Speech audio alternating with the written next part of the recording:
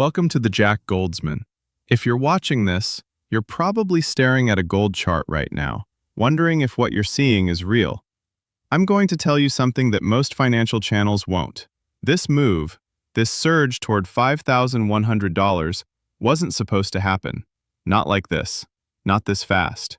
And certainly not without the kind of headline event that typically justifies a move of this magnitude. No nuclear detonation. No sovereign default. No bank collapse splashed across every news ticker in the world. And yet here we are, watching gold do something it has only done a handful of times in modern history. This wasn't a rally. This wasn't a breakout. This was a statement. And by the end of this video, you're going to understand who made that statement, why it was made, and what it means for everything you think you know about safety, value, and the money in your pocket. Before we go any further, I need you to do something. Subscribe to this channel and turn on notifications. Not because I want the numbers, because if you're the kind of person who watches content like this, you need to know when the next move happens before it's too late. And let me be clear from the start, this is not financial advice. I'm not your advisor. I'm an investigator. And what I'm about to show you is an investigation. Let me take you back to the beginning of this move. It started quietly, too quietly. In the early hours of a Monday morning, Asian markets opened and gold began to climb. Nothing dramatic at first, maybe $12, $15, the kind of move that gets ignored by anyone not paying close attention. But here's what the headlines didn't tell you. At the same time gold was creeping higher, something else was happening in the bond market. Yields on 10-year treasuries started ticking up, not collapsing, rising. Now, in any normal environment, rising yields would pressure gold. Higher yields mean higher opportunity cost for holding a non-yielding asset. That's textbook finance. But gold didn't care about the textbook. By Tuesday afternoon in New York, gold had added another $60. By Wednesday morning in London, it had punched through the previous all-time high like it wasn't even there. And by Thursday, just 72 hours after that quiet Monday open, gold was trading above $5,000 for the first time in human history. 72 hours. That's how long it took to rewrite the record books. That's how long it took for decades of resistance to evaporate. And the strangest part? There was no single catalyst, no war declaration, no emergency Fed meeting, no headline that made you stop scrolling, just a relentless, grinding, almost mechanical bid that wouldn't stop. The question isn't what happened, the question is why. And to answer that, we need to talk about something most people don't understand. The difference between paper gold and physical gold. Here's a fact that will change how you think about the gold market forever. On any given day, the amount of gold traded on paper, through futures contracts, options, and exchange-traded funds, dwarfs the amount of physical gold that actually exists above ground. We're talking about a ratio that, depending on how you measure it, can exceed 100 to 1. 100 ounces of paper claims for every single ounce of real metal. Now, in calm markets, this works fine. The paper price and the physical price stay close together because everyone trusts that if they really wanted to, they could convert their paper claim into real gold. But here's the trap. When trust breaks down, when enough people decide at the same time that they want the real thing, the system can't deliver. It's like a bank run, except instead of cash, people are demanding metal. And when that happens, the paper price and the physical price start to diverge. You see it in premiums. You see it in delivery delays. You see it in dealers suddenly being out of stock of products that were available yesterday. This is the mechanism. This is what most people miss. The price you see on your screen, the spot price, the futures price, that's the paper price. It's a number generated by traders betting against each other with leverage and margin and contracts that most of them never intend to settle in physical form. But the real price, the price that matters when trust evaporates, is the price you pay to hold metal in your hand. And right now, those two prices are telling very different stories. Let me give you an analogy. Imagine you're renting an apartment. You've got a lease that says you can stay for a certain price. Everything is stable. But then the landlord decides to raise the rent. Not a little, a lot. Suddenly, you have a choice. You can pay the new price, or you can leave. Now imagine that happens to every tenant in the building at the same time. Some people pay, some people can't. And the ones who can't? They get evicted.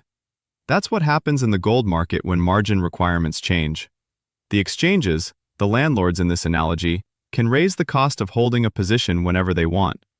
And when they do, the traders who were leveraged to the hilt suddenly face a choice: add more money or get out. Most of them get out.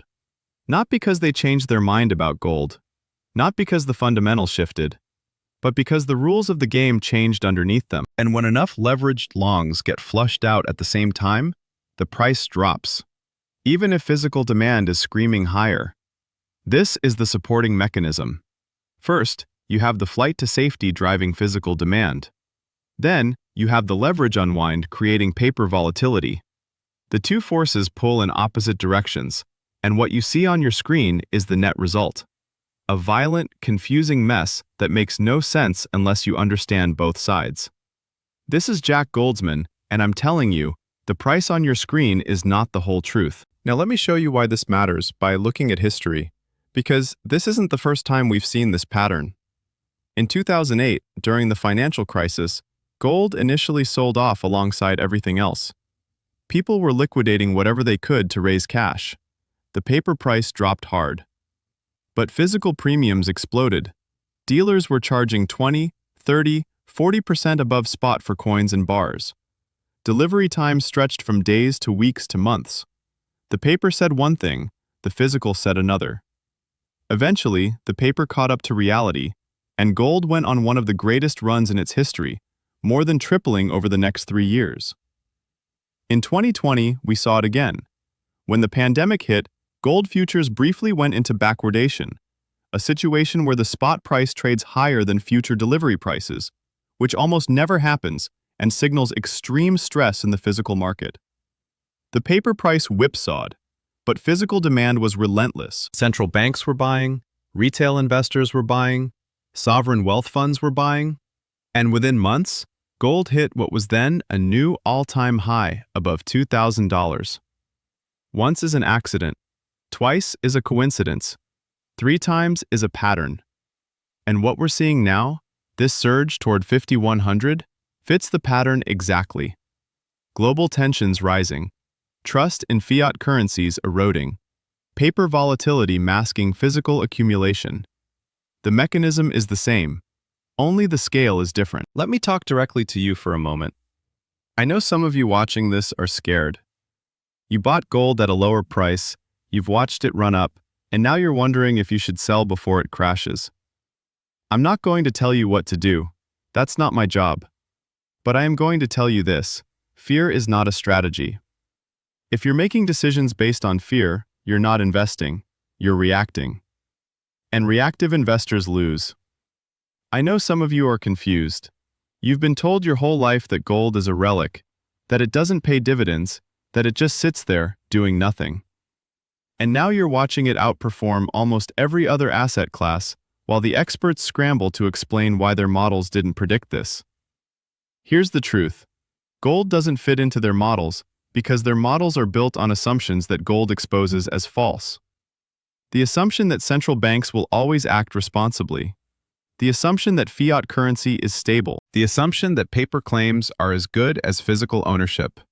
When those assumptions break, gold moves. And I know some of you understand exactly what's happening.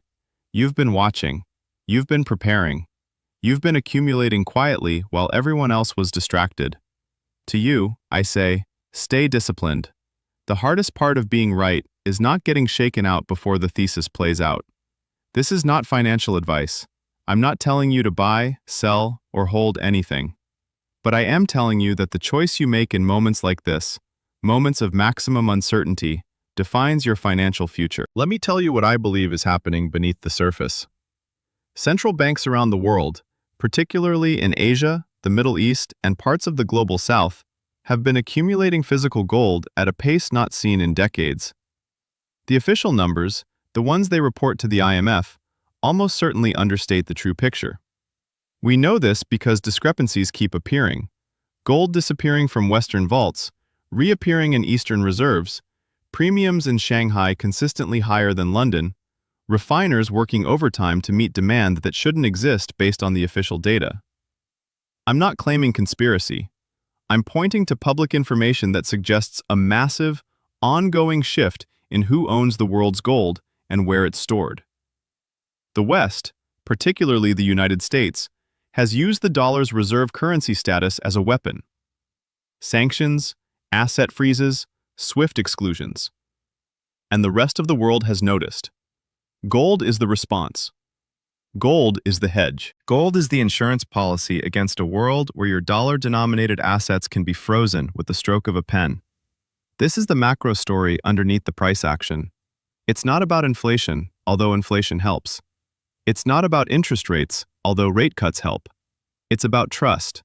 And when trust in the system erodes, gold doesn't just go up. It reprices everything else down in comparison. There's a phrase I want you to remember. You don't fight this hard against something that doesn't matter. Think about how much effort has been spent over the decades to convince you that gold is irrelevant, that it's a barbarous relic, that modern investors don't need it, that paper assets are just as good. If gold truly didn't matter, why would anyone bother? The effort itself tells you something. The dismissiveness tells you something. The fact that central banks publicly downplay gold while privately accumulating it, that tells you everything. The paper versus physical divergence we're seeing right now is just the latest chapter in a much longer story. A story about who controls value, who controls the narrative, and who gets left holding the bag when the music stops. I'm not here to make you paranoid. I'm here to make you informed. And an informed investor asks questions. An informed investor looks at the mechanism, not just the price. An informed investor understands that the screen and reality are not always the same thing. Let me bring this home. Gold at $5,100 is not the end of anything. It might be the beginning. If the macro forces driving this move, geopolitical tension, de-dollarization, fiscal deficits, central bank accumulation, continue on their current trajectory, then what we've seen so far is just the opening act. But I also want to be honest with you. I don't know what happens next week. I don't know if there's a pullback coming. I don't know if margin hikes will flush out the late longs and send the paper price crashing while physical premiums explode. What I do know is the mechanism. What I do know is the pattern. What I do know is that every time this setup has appeared in history, the people who understood the difference between paper and physical came out ahead. They call it volatility. I call it the system showing you its hand.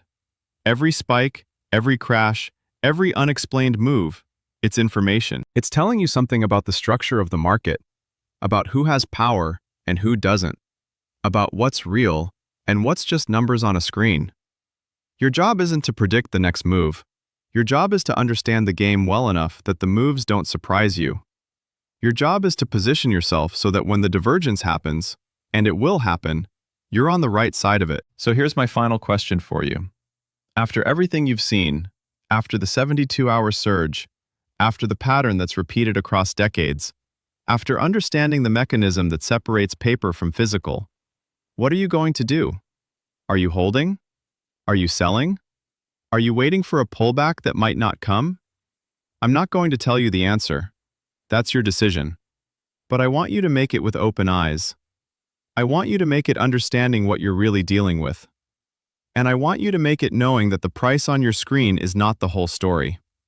This is Jack Goldsman.